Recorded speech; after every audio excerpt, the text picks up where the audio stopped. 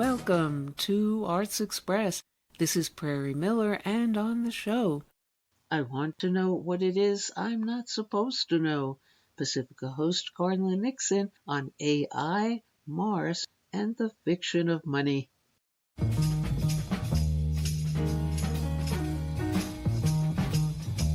Good evening. My name is Garland Nixon. All right, let's talk a couple of things. You know, whenever I travel overseas, because oftentimes I like to travel to, like, if people say, Liechtenstein is a terrible country, and the leader of Liechtenstein is an evil dictator, and we must go steal their oil. I'll say, I need to take a trip to Liechtenstein. That's my nature. You know what I mean? My nature is when something like, for instance, the national strategic strategy, or whatever the heck it's called, came out, right? It's called the National Security Strategy, right? I had to read it. My nature is I like to know. I'm intellectually curious. I want to know what it is I ain't supposed to know, right? That's my goal. So if anybody wants to ask me, Garland, what was it like in Moscow, in St. Petersburg, in Minsk, I'd be happy to talk to you. Very, very interesting stuff. And as always, I put it to you like this. They tell us that Mars is the red planet. I'm convinced if I went to Mars, it'll be blue. Because my experience is when I go overseas, whatever they tell me about a given country, it's generally pretty much the opposite of what I've been told. But we shall see. If somebody asks me, I'd be happy to talk to you about it. All right, let's talk a little bit. I want to talk a little bit anyway about AI, artificial intelligence. Here's what's interesting about that. Our whole government, Republicans, Democrats, everybody in between, they're all now AI. We're going for AI. It's all about AI. They put $500 billion into AI. Here's what's the interesting thing about AI. Joe Biden came in, every 4 years. Joe Biden comes in, we're going to bring back good industrial jobs. Good jobs, back like they were in the 50s and 60s, industrial jobs. Then Trump comes in, yes, sirree, we're returning the industrial jobs, good old industrial jobs. Wait a minute, just for a second. Let's just say, for the sake of argument, that either one of them was telling the truth, which none of them are. If you think about this, if you built a factory today with technology and AI, okay, hooray, we built a giant factory in Michigan, right? It's going to be run by robots, so you're not going to need people, and the software will be run by AI. So even if they reindustrialize, right? Create industry. Hey, we've got giant industry. Guess what? They ain't got no plans for you working there. You think you're going to get a job standing on a line, screwing two pieces of steel together, welding together, sticking, dare I say, the eyes on a doll's face? No.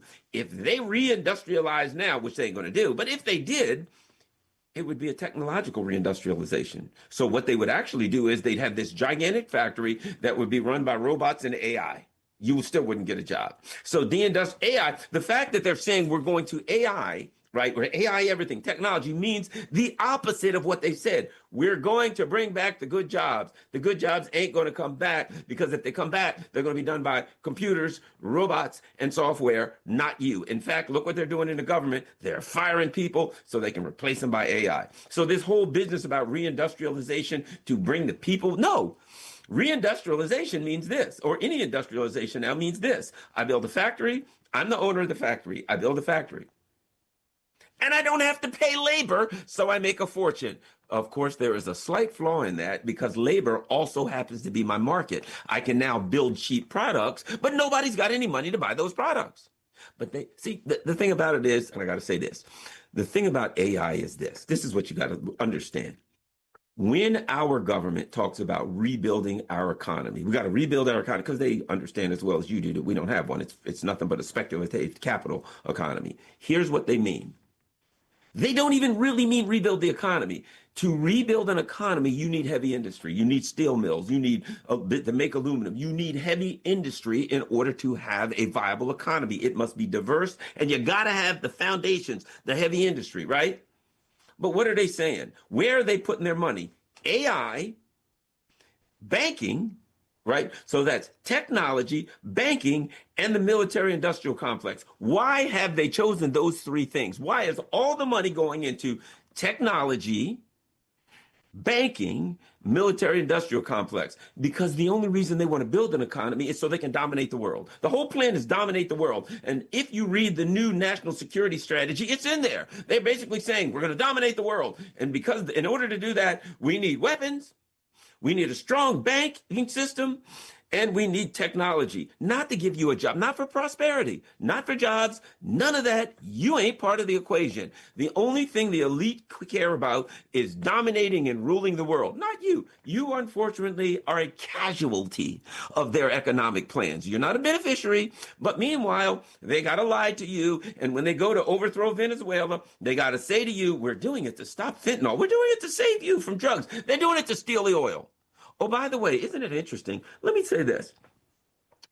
Here's the number one country in the world with oil, as far as oil reserves. Known oil reserves is Venezuela. Number 4 is Iran. Number 2 would be Saudi Arabia, and I believe number 3 would be Russia. Isn't it interesting that Russia, Iran, and Venezuela, 3 of the top at minimum, let me stretch it out. 3 of the top 5 or 6 countries in the world when it comes to proven oil reserves just happen to be evil countries that are run by dictators, that the United States has to overthrow their governments and do them dirty and free the people from dictatorship. But here's an interesting thing. Saudi Arabia is number 2 behind Venezuela, and that's the only country that actually has a dictator. But for some reason, we don't have to free the Saudis of dictators.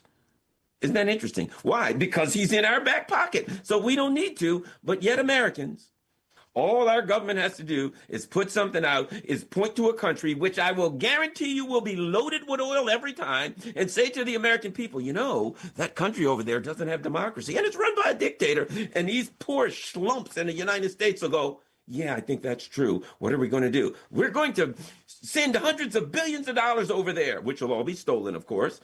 And what's that going to do? It's going to bring up democracy. And then we'll send hundreds of billions of dollars over there, which will all be stolen. And then the country will go back to doing what it was doing before. It's absurd. And now, Ukraine, they're stealing everything that ain't nailed down, and then they're going back and stealing the nails, and they're losing the war. And the United States, which might I add, is very good at losing wars. See Afghanistan, see Vietnam. The United States very shortly will say, yeah, boy, okay, this ain't looking so good. Well, have a nice day, Ukraine. Bye-bye. Now that hundreds of billions have been stolen, the war is lost, which it was never going to be won. As Julian Assange said, the plan ain't to win wars. The plan for forever war is not to win wars. It's the forever war itself. $2.4 trillion somehow disappeared in Afghanistan. $300 billion has disappeared in Ukraine. But if you're really naive, you think it was all done to bring democracy and to stop dictatorship. Isn't that just cute and wonderful? You know, one of the interesting things about the Ukraine conflict is that it really opened a lot of people in the world's eyes about the reality of an economy, right? A speculation economy that's built like the United States is built on speculation, right? It's Wall Street, like so much of I heard anywhere from 40 to 60% of the gross domestic product of the United States is through the banking industry. And it's speculation. Well, I'm going to bet on this stock. I'm going to short a stock. I'm going to short it and bet it's going to go down, right? All of this speculation as opposed to building real things, as opposed to productive capital, right? This is unproductive capital, or as has been called, fictitious capital. I'm speculating. I'm going to put money in AI, speculating that it'll make more money. I'm going to put money in that, speculating that it'll make more money. Or I'm going to put money in this and I'm going to short this stock, speculating that it'll go down. Oh, wait a minute, oil futures. I'm going to speculate that the price of oil is going to go up or down. So all this money is made guessing like a casino, as opposed to real, hard, productive things. Okay, here's my point. One of the things that happened worldwide was this. When the Ukraine conflict started, the U.S. and its allies said, we're going to take Russia out. How? We're going to sanction them like nothing has ever been sanctioned before. So they sanctioned Russia with every sanction known to man. Didn't touch them. And Russia got stronger. And now I have spoken with really some outstanding economists, Professor Richard Wolff, and interviewed Michael Hudson, and I could go on and on, a number of international economists. And into talking to these people, this is what they say why. Russia's the number one producer of wheat in the world. They're one of the top producers of vegetables and food. They're usually like number 2 in oil, number 2 or 3 in gas. Here's the bottom line. And they have huge amounts of heavy industry. Here's the problem. People need gas. People need oil. People need wheat. I don't care how much you sanction a country. They've got to have wheat. If you sanction me and say I can't buy wheat from them, I'll just route the money through somebody else. I got to get the wheat. I got to get the oil. I got to see. Money originally was what? What is money? Initially, it was this. I have a farm and I have chickens. You have a farm and you have fill in the blank, corn. I need some chickens. You need some corn. I'll give you 3 chickens. You give me so many bushels of corn, right? Now, what happened? What's money? Okay, we're going to take these shells, and these shells are going to represent 10 baskets of corn, and this shell is going to represent 5 chickens. I'll trade you these shells, and it's like an IOU. And money became that, right? If you look on a dollar or look on money, the full, what does it say? Legal tender for the U.S. and blah blah blah. Initially, there was gold behind it, but not anymore. But what is it? It's an IOU. It represents something. The money is not the wealth. The money represents the potential for wealth. I can take $20 and I can buy something with that $20, right? But who has the wealth? If I can buy butter for $5, who has the wealth? Me with a $5 bill or the guy with the pound of butter? The guy with the pound of butter is the one that actually has the wealth. The $5 represents the wealth, but I'll starve. It's like a restaurant. You can't eat the menus.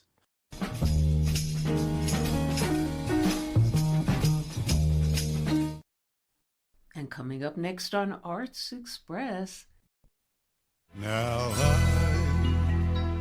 had the time of my life. No, I never felt like this before. Yes, I swear it's a truth, and I owe it all to you. 'Cause I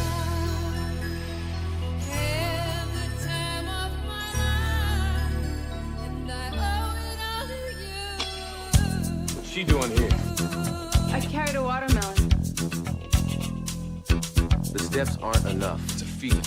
I've been waiting for so long now. I finally found someone to stand by me. I'm not sure who you are. I don't want you to have anything to do with those people again. Saw the writing on the wall, and we felt this magical melody.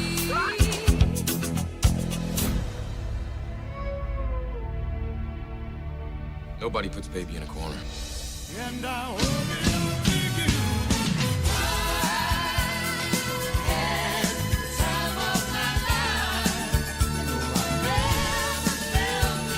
I think she gets this from me.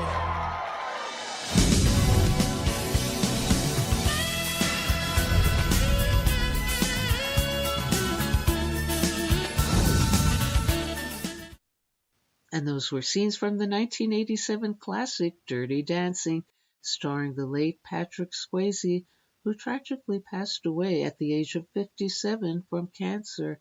And Swayze's younger brother, Don Swayze, is our guest on the show to talk about that and more.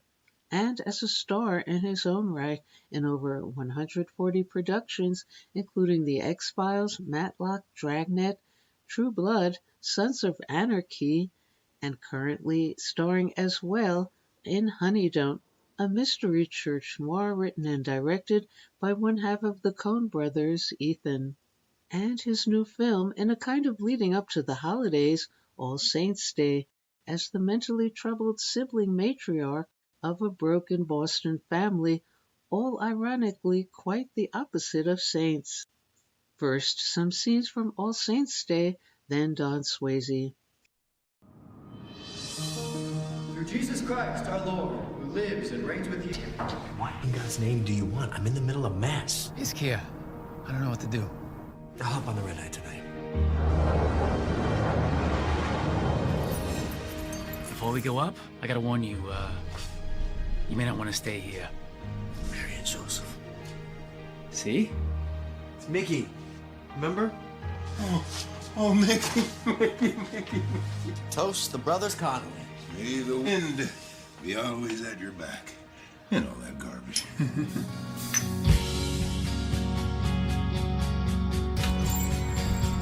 Guys, the moment we've been looking forward to for 35 years. Meet Fiona, our sister. That's not Fiona. Fiona is smart and lovely and elegant, and that is not my Fiona. But I didn't come here to be insulted. What are you guys gonna do about it anyway? He can't go on the way he has been. What do you mean? Half his brain is gone. So you think we should just stuff him in a home? You lay a hand on me, boy! Calm down! I didn't sign up for this. Oh, don't be silly. You're back in the family now. She passed the Sally Garden. I tried so hard to do right by all of you. You did the best you could. And I can see you got a good heart. Tomorrow we'll take you to Redemption House. I have to go to the hospital. Same kid he's always been, just a little dad. You haven't noticed his deterioration. Oh, so this is my fault now. While you ran off to your fancy college, I've been here doing all the hard work. You forgive me for sending you away? You need to take better care of yourself, kid. She brought out the best in all us boys. You remember that? Families shouldn't stray so far from their homes. Families shouldn't stray so far from each other.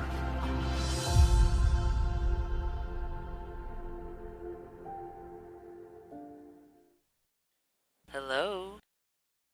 Hi there. Well, hello, Don Swayze, and welcome to our show. Thank you very much. Okay. What was it about All Saints Day, this story, and your character, Kier, that drew you in? Well, I've been doing this for 40-something years, and probably 80% of the things I've done involved, high action, motorcycles, horses, car crashes, fight scenes, which is all fun and, a lot of fun. But this one was, it was just a character study and about family.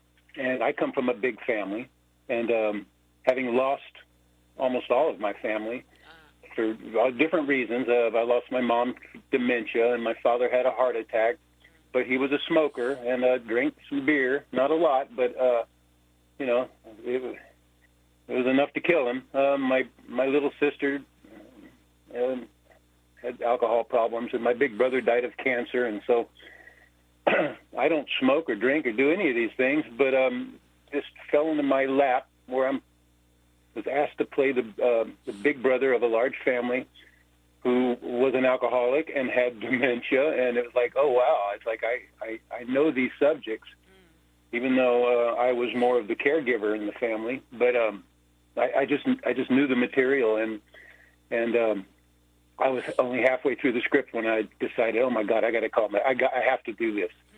The dialogue was it was adapted from a play, and so the writer, I just think the world of Julianne Homoke. She wrote an amazing play, and so they really stuck to the play, and 90% of the film takes place in my home. I'm an alcoholic has the big onset dementia. I am a shut-in. I haven't left my house in months. And my family members, the other siblings, all come together for sort of an intervention. They come into town to sort of try to save me. And so it was a very smart move on the part of the director, and who adapted the screenplay from that Julianne's play.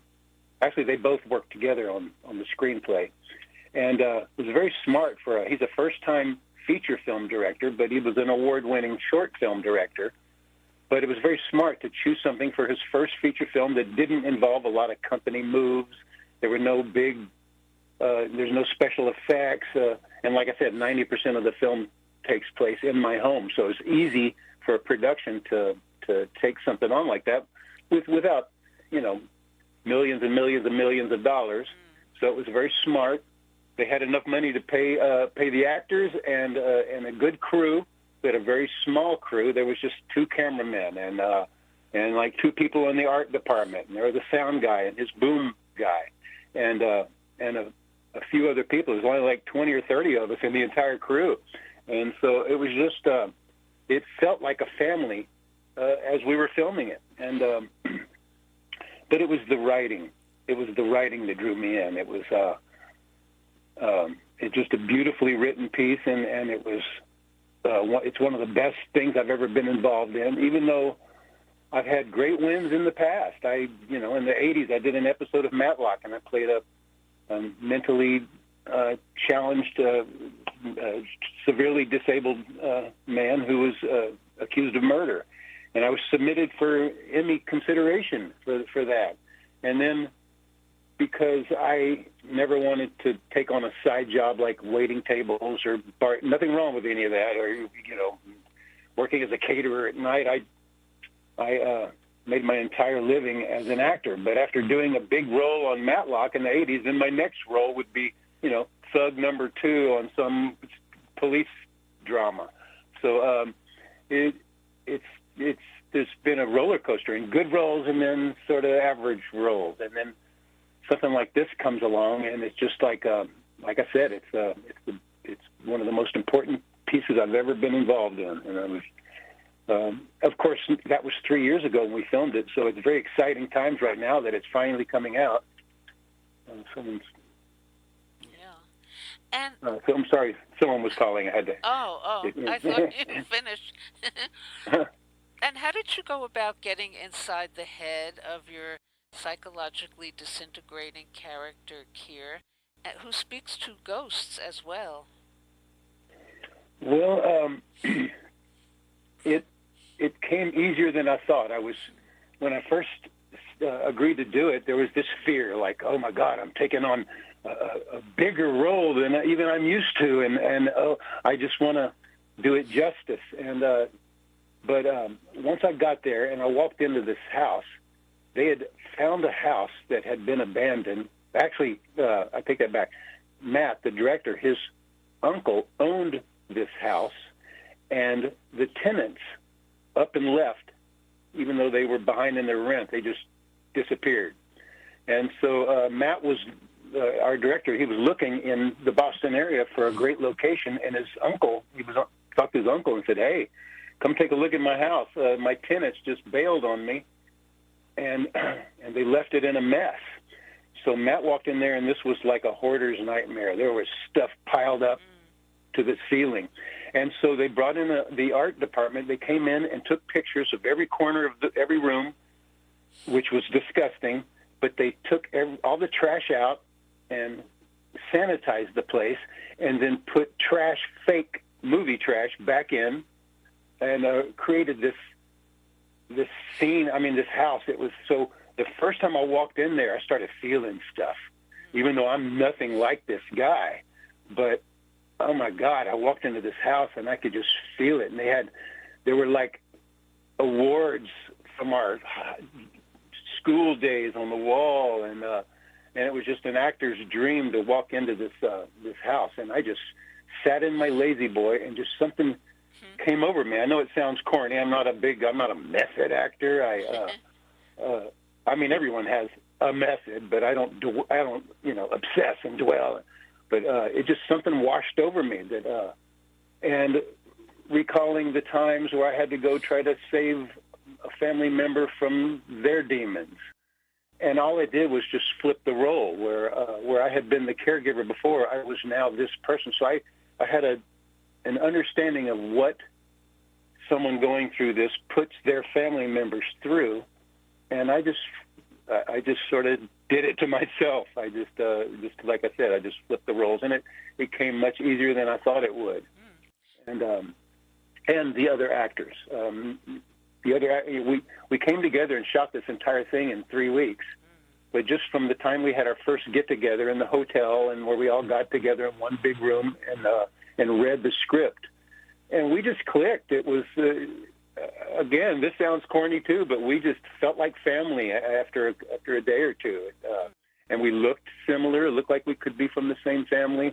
And they were just wonderful people and great mensches that came together. No divas. Everyone worked hard, and everything just clicked. Now, at one point, California is referred to as, quote, the goddamn cookiest place on the planet. And you seem to respond with a wink of the eye, saying, amen to that. Were you by chance referencing in some way your own Hollywood experiences? Well, I guess it's easy to draw from your own Hollywood experiences. In that moment, I took it as a guy who probably has never been too far out of Boston, just playing on using his prejudice about what he thinks California is like. And I think it stems more from the fact that one sibling who moved to California, he did so against my wishes, and I'm sort of resentful that he went out to hang out with those kooks in California. And if you've seen the film, you see that my other siblings, who were younger than me, so they have a Boston accent. Father Mickey, my brother who went to California, he talks like a Californian, so that was kind of easy to pick on. And my character is much older than the siblings. I was like a teenager when they were still, 8, 9, 10 years old, and I got custody of the kids. And so it was written that I still had a bit of they called it a faded Irish brogue. So I had a little bit of a Irish thing going on, which I enhanced whenever I was reliving my experiences with my father, because he was a brutal alcoholic, abuser, Irishman. And so I think that my picking on California was more about picking on the brother for having the audacity to move out to hang out with those fruits and nut cases in California. Okay. So, but I don't think my character had ever been there. Okay. Now, you played your brother Patrick Swayze on Family Guy. What did that mean to you, and how did you go about creating him for those episodes? Well, at first I was like, my brother had his own career, and I've never followed in those exact footsteps. I mean, I've never tried to be a leading man or the guy that gets the girl or dancing on film. So I've always gone a completely different route. And when they called and asked me to do that, I first thought I don't want to trample on my brother's legacy. But then it occurred to me, well, if I don't do it, they're going to hire some voiceover guy to do it, and they wouldn't be able to bring what I could to it. So I reluctantly in the beginning agreed to do it. And once I got there, it's if you know anything about, of course you do, because we're probably in a studio right now. Got in there, and the producers and that Seth MacFarlane, they're all such characters. They just made it seem effortless. And of course, the biggest note I got from them is, okay, you sound like your brother, you guys have similar voice, but the thing about animation is everything has to be heightened. So the hardest thing for me was to play my brother and then try to heighten it a little bit. And you never know if you pulled it off. I always watch these things back and go, okay. It is what it is. I was just happy to be able to be the one to do it. Yeah. And how would you like your brother, Patrick Swayze, to be remembered, his life and his work, especially for younger generations just discovering his movies? Well, I certainly wouldn't want them to hear the documentaries that have come out where they sort of focus on alcoholism and stuff like that. It wasn't that bad. He had binge periods, but for most of his career, it was a non-issue. He showed up and was a professional in every show that I work on, every show, and I've got like 140 IMDb credits. Every TV show and movie that I work on, at least 10 people come up to me through the course of the shoot week and say, hey, I just want you to know I worked with your brother on this, or I worked with your brother on that. And I worked with him on Ghost. I worked with him on Dirty Dancing. I worked with him on this thing 30 years ago called North and South. He was the nicest, sweetest actor that they've ever worked with. He said hi to everybody. No one was above anyone else. He invited people into his trailer. He would buy treats for them and buy gifts for them. And so the legacy sort of within the industry speaks for itself. But for new people who are just now, like you asked, being introduced to his work, I would just want them to to know what a professional he was and what a kind-hearted and sweet person he was, and the best big brother in the world, and he was good to his family and good to his animals, and he was so multi-talented, singer, dancer, actor. It's very rare to find a guy who can ride horses the way he did, and also know that they were a premier dancer for Harkness Ballet in New York for years and years and years. So he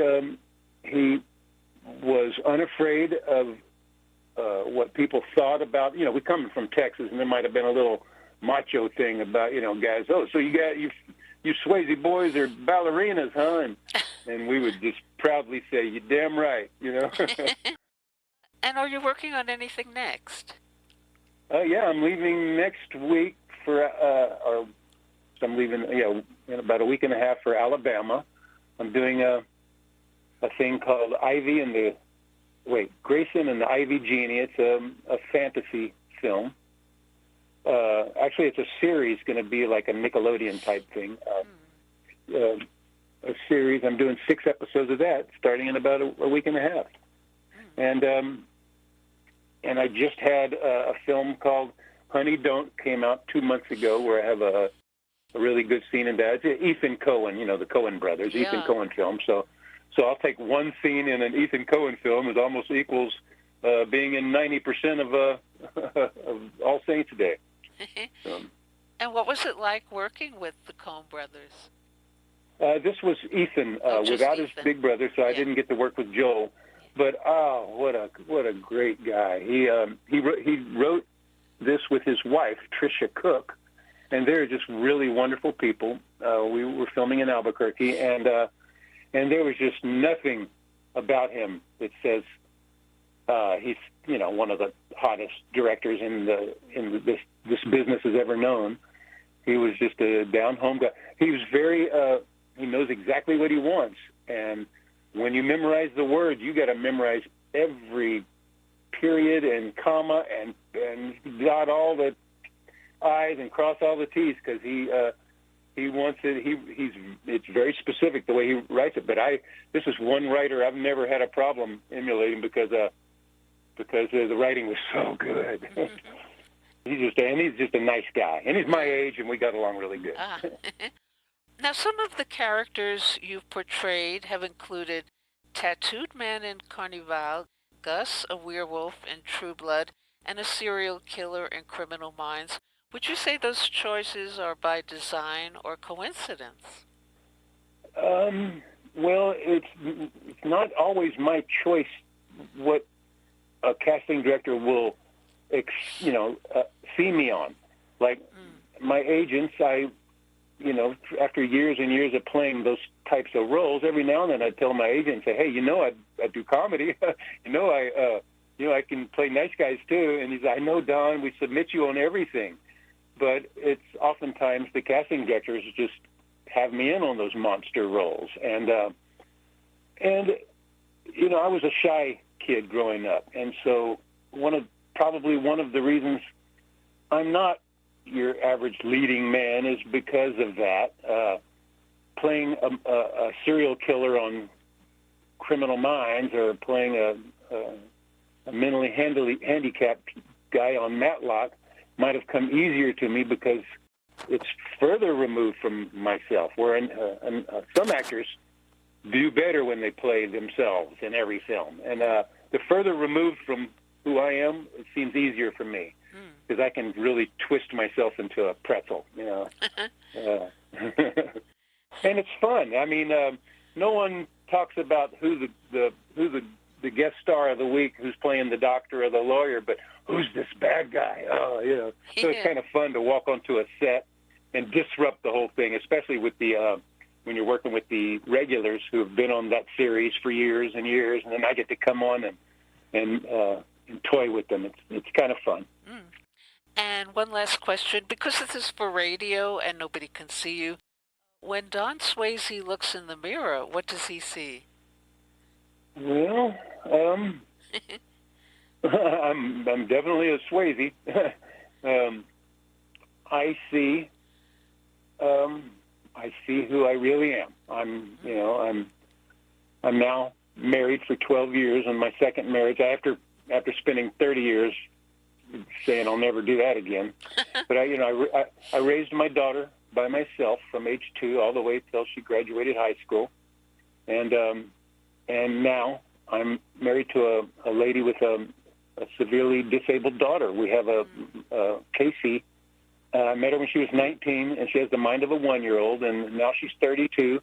But she's actually growing through our love and our nurturing and introducing music and art in her life.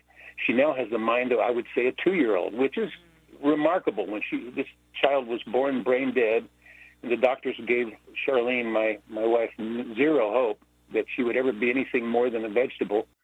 But Casey is growing. She's developing, and she's through love and like I said, the nurturing. I think some pathways in her brain have rewired, and so I've adopted her a few months ago, and so I'm now Casey's father. So I'm in my 60s, but I'm a new dad. Yeah.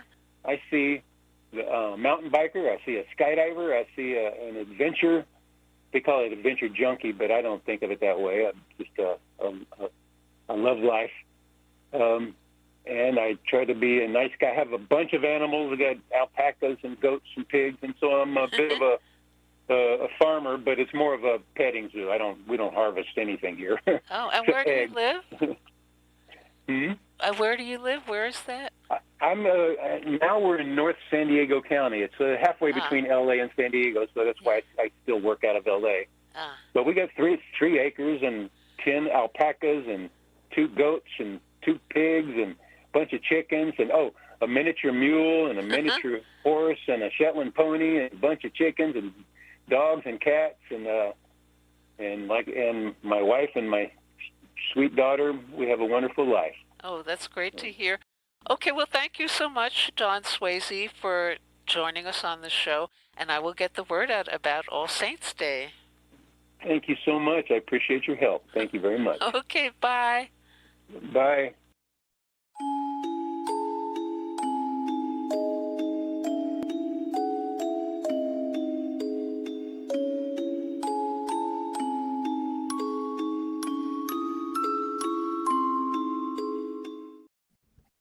And now, for quite a different sort of holiday offering on the show, a Gothic tale for Christmas. Welcome to R.T. Leader's Gothica, a place where shadows breathe and stories wake. I am R.T. Leader, the writer, the voice, the one shaping every tale you hear. Nothing here comes from dusty archives or historic literature. Every story begins as a spark at my desk, written from scratch, crafted word by word into something new. When you listen, you hear the story exactly as I created it. Original writing and narration bound together. You'll wander through the many branches of the Gothic. For apocalyptic dread,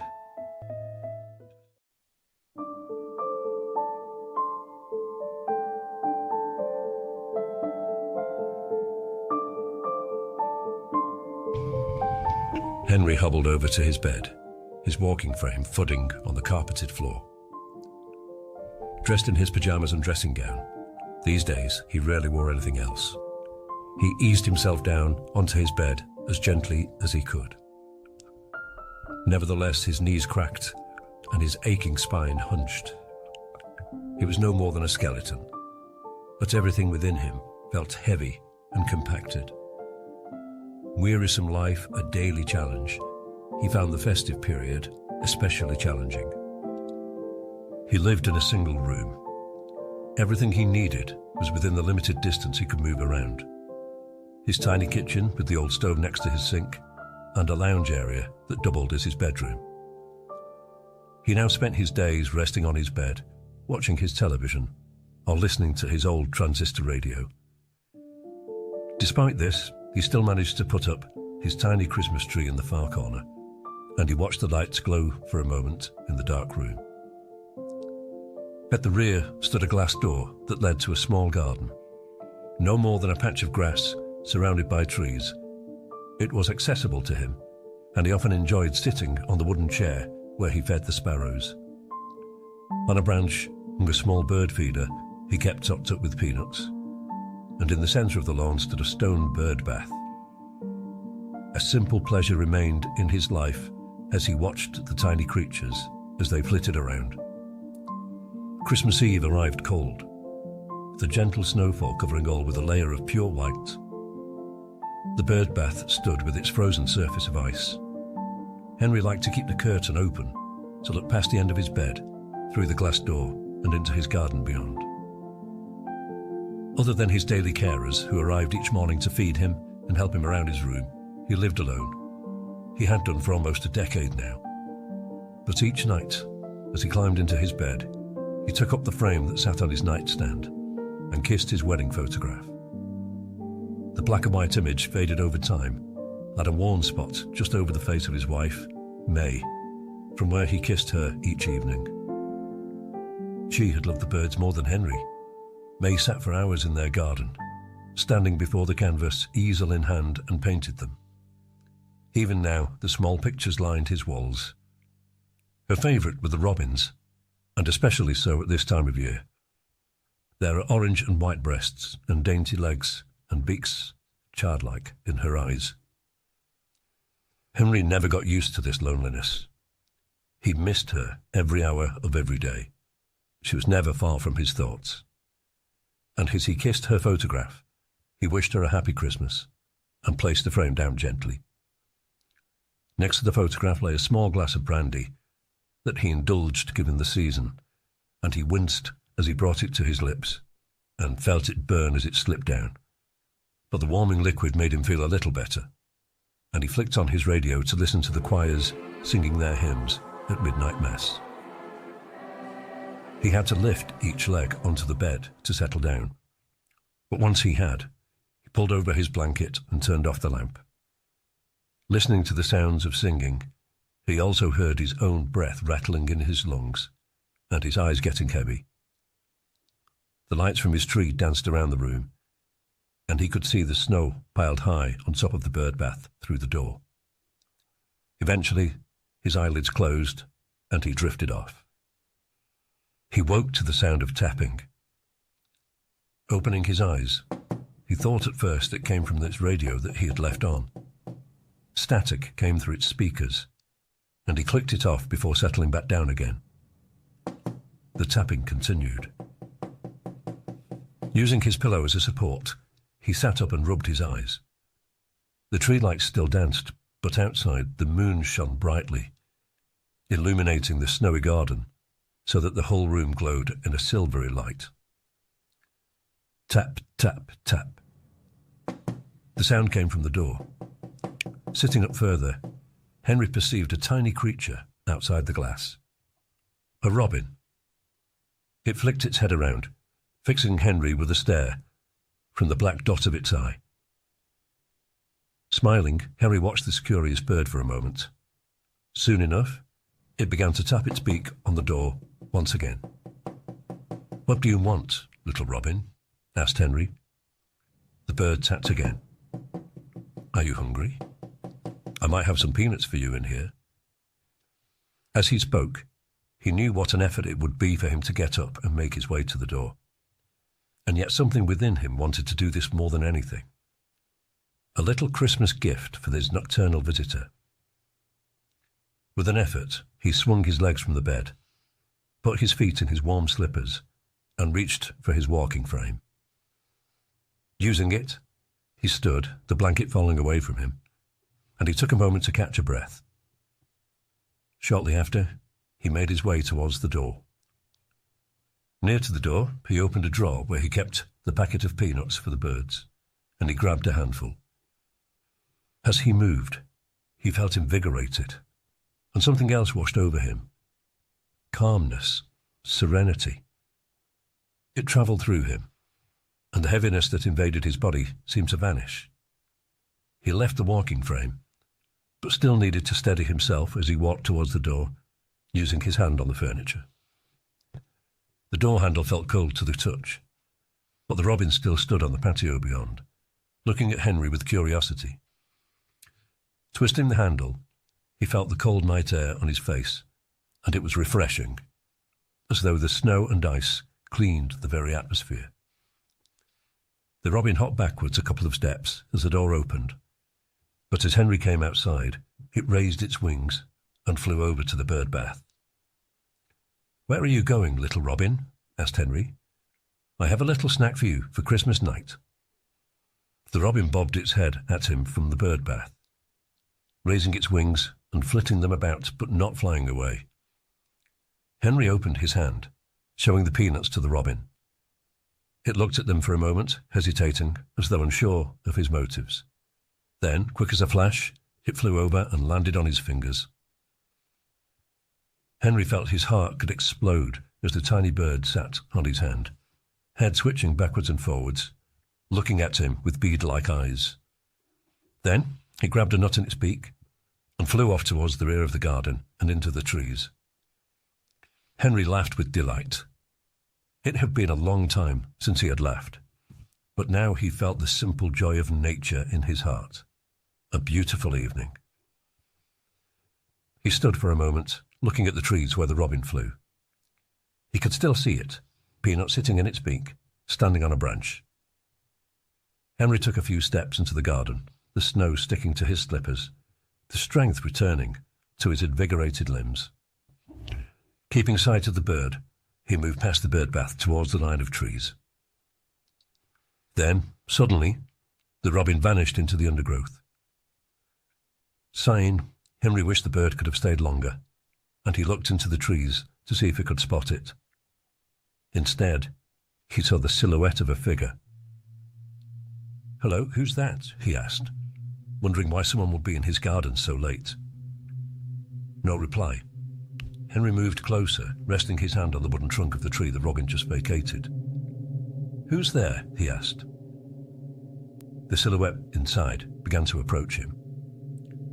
He watched as the figure materialized from the surrounding darkness, seeming to float rather than walk, becoming more distinct. Henry caught his breath. May appeared from the trees. No longer the old lady he had stayed with as she died, but young again.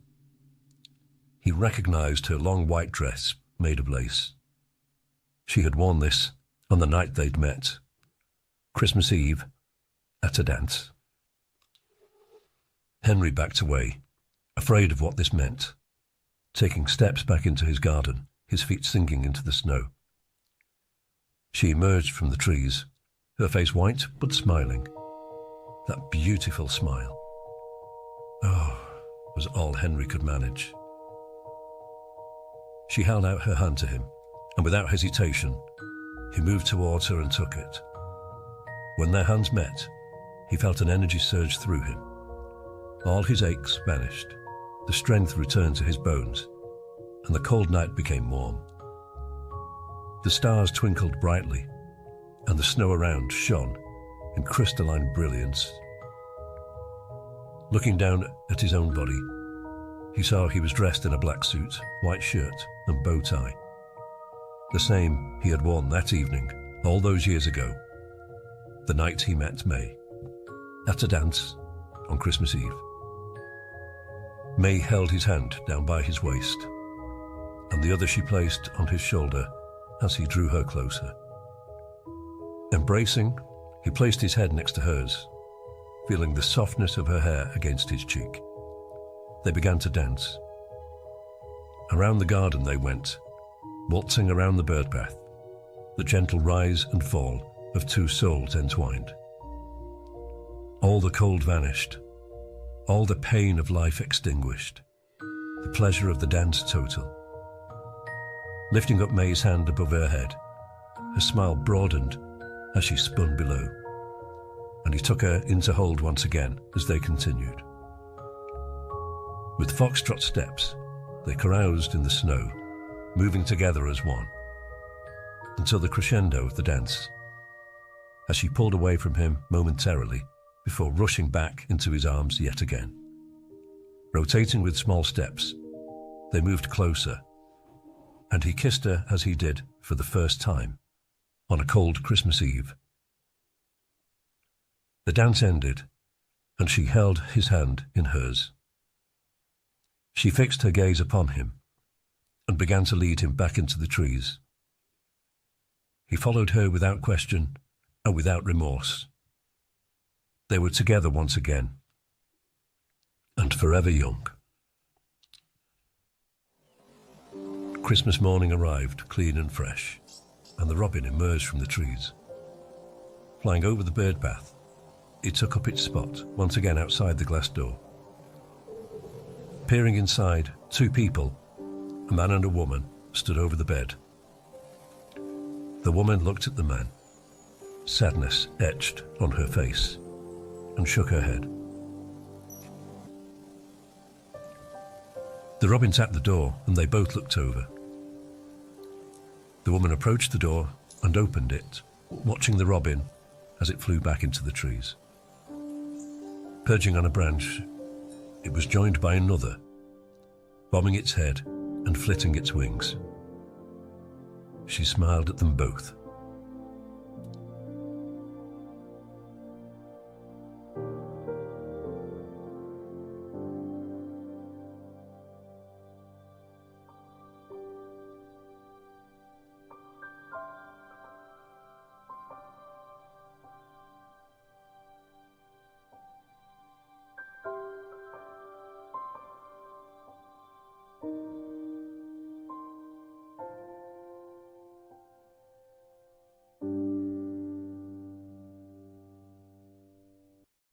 And that's all we have time for today on Arts Express, Expression in the Arts.